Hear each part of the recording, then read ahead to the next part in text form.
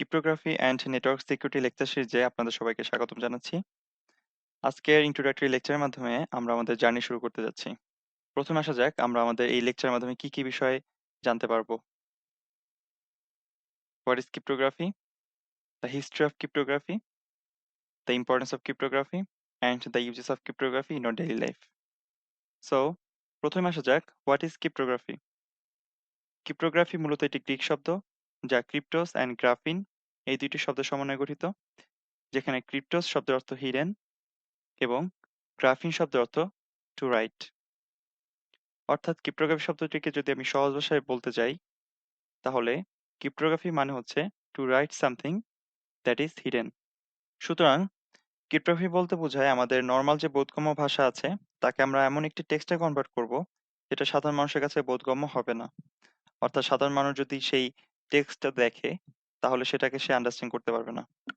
তাহলে এর অর্থ দাঁড়ায় ক্রিপ্টোগ্রাফি হচ্ছে এমন একটি ওয়ে যার মাধ্যমে আমরা আমাদের সাধারণ বোধগম্য ভাষাকে এমন একটি ভাষাতে কনভার্ট করব যেটা সাধারণ মানুষের কাছে বোধগম্য হবে না।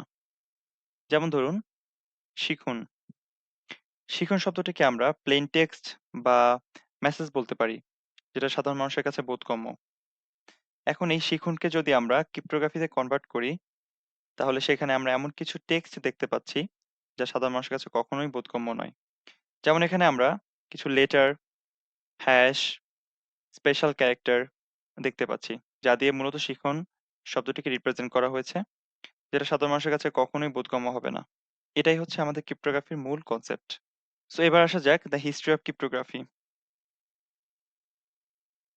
হিস্ট্রি বলে ৪,০০০ বছর আগে ইজিপশিয়ানদের মধ্যে প্রথম ক্রিপ্টোগ্রাফি ব্যবহার পরিলক্ষিত হয়, যেখানে তারা তাদের রিটেন মেসেজে হায়ারগ্লিফের ব্যবহার করতেন কমিউনিকেশন করার জন্য।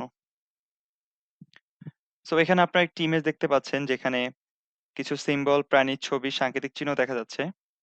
সো ইজিপশিয়ানরা এই সিম্বলগুলিকে হায়ারগ্লিফ নামে নামকরণ করেন এবং তারা তাদের যে সাধারণ বোধগম্য ভাষা ছিল যার মাধ্যমে তারা কমিউনিকেশন করতেন, সেই ভাষাকে তারা হায়ারোগ্লিফে কনভার্ট করতেন এবং যেটা তখনকার সময় তাদের কিং এবং যে গুপ্তচররা ছিলেন ইজিপশিয়ানদের মধ্যে, তারা গুরুত্বপূর্ণ মেসেজকে সিক্রেট রাখার জন্য এই হায়ারোগ্লিফের ব্যবহার করতেন এবং যা মূলত একটা ক্রিপ্টোগ্রাফির মাধ্যম ছিল। পরবর্তীতে ইন বিটুইন 500 টু 600 বিসি স্কলার্সরা সাবস্টিটিউট সাইফার টেকনিক নামক একটি টেকনিক উদ্ভব করেন, যেখানে মেসেজের অ্যালফাবেটগুলোকে তারা অন্য অ্যালফাবেট দ্বারা পরিবর্তন করতেন এবং যেটা নির্দিষ্ট একটা নিয়ম অনুসরণ করে করা হতো এবং পরবর্তীতে তারা সেই নির্দিষ্ট নিয়ম অনুসরণ করে আবার সেই এনক্রিপ্টেড মেসেজটিকে তারা পুনরায় সেই প্লেন টেক্সট বা তাদের বোধগম্য ভাষাতে রূপান্তর করতেন, যা আমরা পরবর্তী লেকচার ভিডিওতে ইনশাল্লাহ দেখতে পাবো। পরবর্তীতে রোমান সম্রাট জুলিয়াস সিজার তার রাজ্য পরিচালনার জন্য মেসেজকে সিক্রেট রাখার জন্য নতুন একটি ক্রিপ্টোগ্রাফি টেকনিক ইন্ট্রোডিউস করেন, যা সিজার শিফট সাইফার নামে পরিচিত। এবার স্লাইডে আমরা দ্য ইম্পর্টেন্স অফ ক্রিপ্টোগ্রাফি দেখার চেষ্টা করব। Secure communication.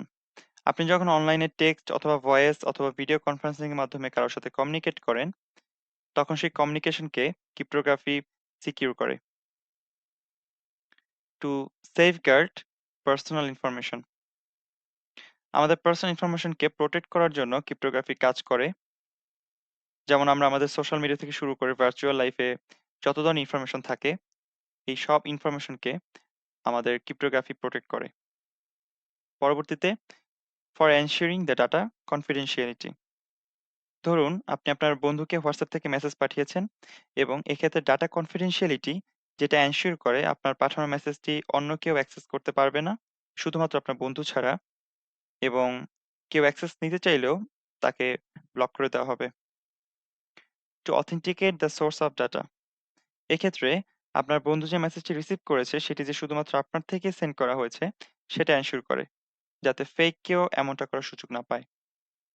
Two establish trust between two communicating parties.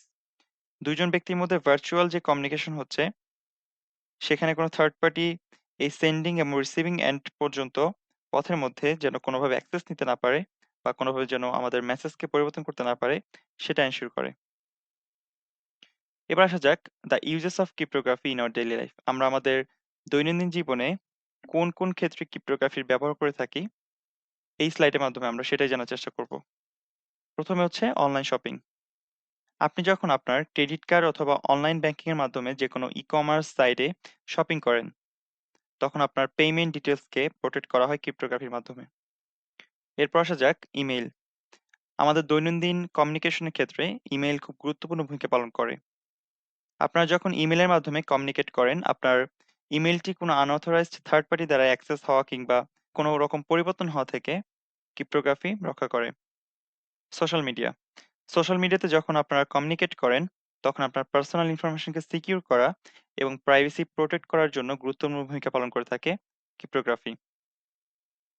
পরবর্তীতে স্মার্ট ডিভাইসেস, যেমন আপনার IoT based home security system, smart lock, এসব ক্ষেত্রে কোনো প্রকার হ্যাকিং অথবা কোনো আনঅথরাইজড অ্যাক্সেস প্রিভেন্ট করার কাজে ক্রিপ্টোগ্রাফি গুরুত্বপূর্ণ ভূমিকা পালন করে থাকে। Password security. আপনাদেরকে যখন অনলাইনে কোনো অ্যাকাউন্ট খুলতে হয়, তখন আপনাদেরকে একটি পাসওয়ার্ড দিতে হয় আপনার ইউজার অ্যাকাউন্টকে সিকিউর করার জন্য। এবং ক্রিপ্টোগ্রাফির ক্ষেত্রে আপনার পাসওয়ার্ডকে এনক্রিপ্টেড করার মাধ্যমে সিকিউর করে কোনো আনঅথরাইজড অ্যাক্সেস যেন আপনার অ্যাকাউন্টে না হতে পারে। স্মার্টফোন। আমাদের স্মার্টফোনে এনক্রিপশন টেকনিক ব্যবহৃত হয় যাতে আমাদের স্টোরড যে ডাটা সমূহ থাকে সেগুলো সংরক্ষণ করা যায় সেফ ভাবে। ধরুন যদি কোনোভাবে এই ডাটা হারিয়েও যায়, সেক্ষেত্রে অন্য কেউ যেন অ্যাক্সেস করতে না পারে সেই ব্যাপারেও ক্রিপ্টোগ্রাফি সহায়তা করে থাকে। Secure browsing. যখন আপনারা কোনো ব্রাউজারে, ফর এক্সাম্পল ক্রোম, সেখানে আপনারা যখন কোনো কিছু সার্চ দেন তখন আপনার অ্যাড্রেস বারে খেয়াল করবেন যে শুরুতে এইচটিটিপিএস লেখা থাকে, যার অর্থ হলো hyper text transfer protocol services, যা আপনাকে কোনো ম্যালিশিয়াস সাইটে যেতে বাধা দেয় এবং আপনার ব্রাউজিংকে সিকিউর করে। Secure communication. আমরা শুরুতেই বলেছিলাম যে আমাদের দৈনন্দিন জীবনের যে কমিউনিকেটগুলো আমরা করি, সেই কমিউনিকেশনগুলোকে অল ওভার সিকিউর করার জন্য আমাদের ক্রিপ্টোগ্রাফি কাজ করে থাকে। এবং অনলাইন ব্যাংকিং। যখন আমরা মোবাইল অ্যাপ থেকে অথবা কোনো ব্যাংকিং ওয়েবসাইট থেকে ট্রান্সেকশন করি, এনক্রিপশন টেকনিক আমাদেরকে এনশিওর করে যে আমাদের যে ফাইন্যান্সিয়াল ডাটা সেটা সিকিউর থাকবে এবং এই ইনফরমেশন কোনো আনঅথরাইজড পারসন দ্বারাই অ্যাক্সেসিবল হবে না।